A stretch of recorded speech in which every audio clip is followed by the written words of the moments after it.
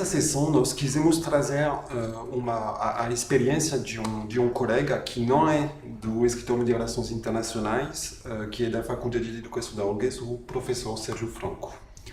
Paloma, talvez possa nos dizer algumas palavras sobre o professor Sérgio? Então, o professor Sérgio Franco, que está aqui com nós, obrigada, professor Sérgio, por ter aceito o nosso convite.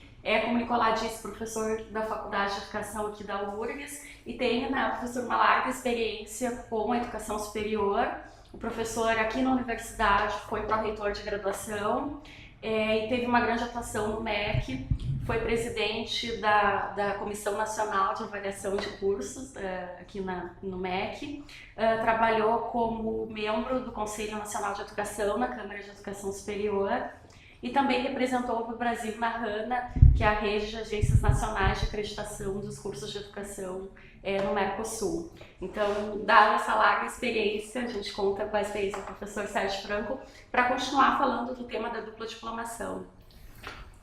O que importa, que nós retomaremos numa outra sessão, é que para chegar a um acordo de dupla diplomação tem que ter uma expertise específica do curso, com certeza. Tem que ter pessoas mais administrativas que têm essa competência para escrever um convênio, mas tem toda uma parte de comparação de currículos, equivalência de currículos, que tem a ver com o reconhecimento de curso, que tem a ver com o reconhecimento, a revalidação de créditos, mas que é um pouco diferente. E aí pessoas como o Sérgio são pessoas que têm essa competência, que você pode achar em sua universidade. Então a gente queria mostrar como alguém como o Sérgio pode ajudar a identificar os conceitos e a trabalhar melhor essa questão. Então, não sei, Sérgio, a gente pode falar em qualquer ordem, mas talvez o primeiro ponto seja voltar a discutir os conceitos, a revalidação de títulos versus dupla diplomação versus reconhecimento de créditos.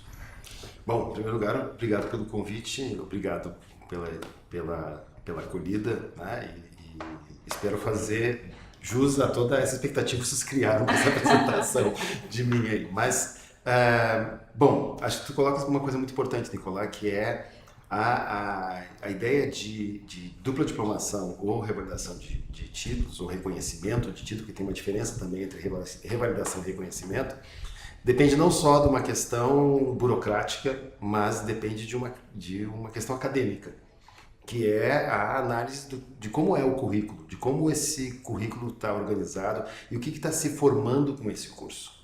A gente tem aqui no Brasil uma visão muito, a gente diz, napoleônica de educação superior, em que os cursos superiores são voltados a formar uma profissão, o que não é igual em todos os países. Então, nos países há diferenças de análise, de organização curricular. E aí a gente tem que fazer esse encontro entre o nosso modelo e o modelo do outro país, e não dá para dizer qual é que é o melhor modelo, são modelos diferentes, né, que têm e que cumprem seu papel dentro da questão da educação superior.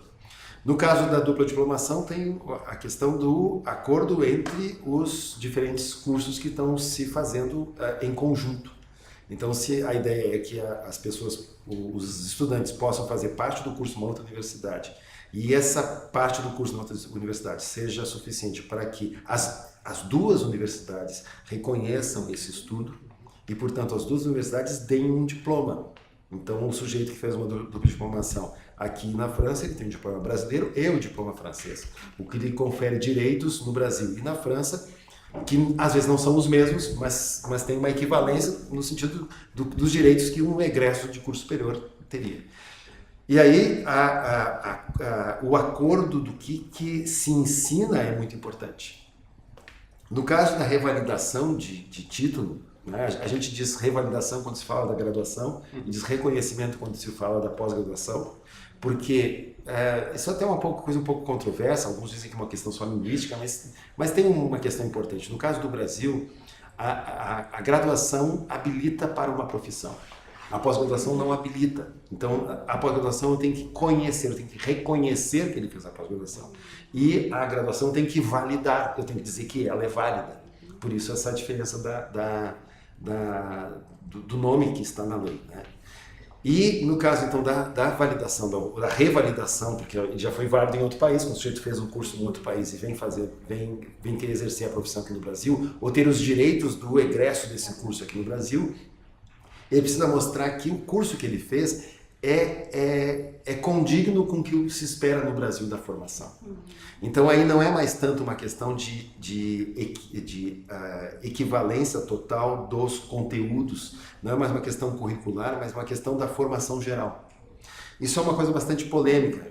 Historicamente, no Brasil, como a universidade ela tende a entender que o que ela faz é de muita qualidade, porque há toda uma preocupação muito grande em como se produz, às vezes a universidade acaba sendo muito preciosista no sentido de valorizar aquilo que é muito igual à sua ideia e não necessariamente entender como é que o outro país funciona. Isso gerou, historicamente no Brasil, grandes problemas. Eu participei de muitas reuniões internacionais em que os outros países reclamavam por que o Brasil é tão chato para poder revalidar um diploma. E agora, de uns tempos para cá, quando eu estava no Conselho Nacional de Educação, tive o privilégio de presidir a comissão que elaborou uma nova sistemática de revalidação e reconhecimento de títulos, que tornou a coisa um pouco mais simples. Porque a ideia é, bom, eu preciso ter mostras de que o curso é bom. Tá? Não que o curso seja igual ao brasileiro. Tá? Então, exemplos. Tu tem situações muito simples de cursos que são muito parecidos aqui e ali. Mas tem situações de cursos que são muito distintos, porque a realidade naquele outro país é muito diferente, ou porque é uma área que nós aqui não temos o curso. E eu preciso encontrar e dar esse título. Então, o que a gente fez? Como é que hoje é? Eu fiz um curso numa área, uma nanoengenharia aeroespacial, um curso, né, que aqui a gente não tem, mas em outro país pode ser que tenha. Como é que eu vou revalidar o título? Vou revalidar como uma engenharia de materiais, uma engenharia... Não, eu vou revalidar como nanoengenharia aeroespacial, pronto. Aquele curso que ele fez. O que ele vai poder trabalhar aqui? Bom, isso é um outro problema, é o problema do conselho profissional. Mas eu digo que o diploma dele tem validade. Como é que eu sei que esse diploma tem validade? Eu posso analisar ele com todos os detalhes, mas eu corro riscos de analisar com uma métrica que não serve para aquele país de onde ele vem. Então hoje está se usando muito os processos de acreditação dos países para dizer, bom, se aquele país tem uma análise e diz que esse curso tem qualidade, então eu reconheço essa qualidade. Tá? E quanto mais credibilidade tem o processo de acreditação daquele país, mais eu consigo dizer com mais certeza de que esse curso esse diploma pode ser reconhecido. Aí o professor vai introduzir um novo conceito que é a acreditação. Sim, né? sim. Então a gente tem o reconhecimento de diplomas, a dupla diplomação e a acreditação, que é o terceiro processo. Sendo que um ponto comum, me parece que o processo de análise do currículo tem que acontecer para cada uma dessas três coisas. Sim, e até um pouco mais do que só análise do currículo. Tem uma análise que nos processos de acreditação isso fica muito mais claro, é uma análise do currículo e uma análise do funcionamento da dinâmica institucional. Por exemplo, para eu dar crédito, acreditar é isso, né? Dar crédito para um determinado curso, eu tenho que ver que se o corpo docente é um corpo docente que tenha condições de assumir essa função de corpo docente. Se tem titulação, se tem, se não está só reproduzindo conhecimentos de outros, então isso é uma coisa importante. Então, a acreditação, aqui no Brasil a gente não tem processo de acreditação, a gente tem processo de avaliação de cursos, que se encontra um pouco isso. Qual é a diferença? Aqui no Brasil, a avaliação de cursos, ela tem uma consequência muito forte na legalidade do curso. Um processo de acreditação, como acontece nos países da União Europeia, todos eles, vários países latino-americanos, aliás, os países latino-americanos, em função da criação do Mercosul, depois a gente vai falar sobre isso, mas tiveram que criar seus sistemas de acreditação ou de avaliação interna. Ser um curso acreditado isso não quer dizer se ele é legal ou não é legal. São processos independentes. Claro, na verdade eu só vou acreditar um curso que já seja legal, tá? Mas no Brasil a gente trabalha as duas coisas muito coladas, né? Então quando um curso é acreditado, então alguns traduzem isso por credenciado, aí cria confusões. No Brasil cria confusões.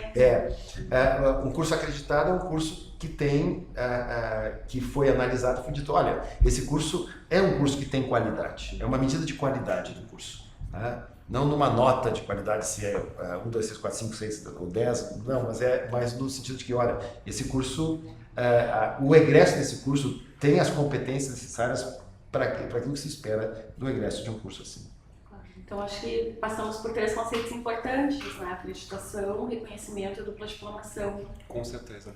O Sérgio, tu tocaste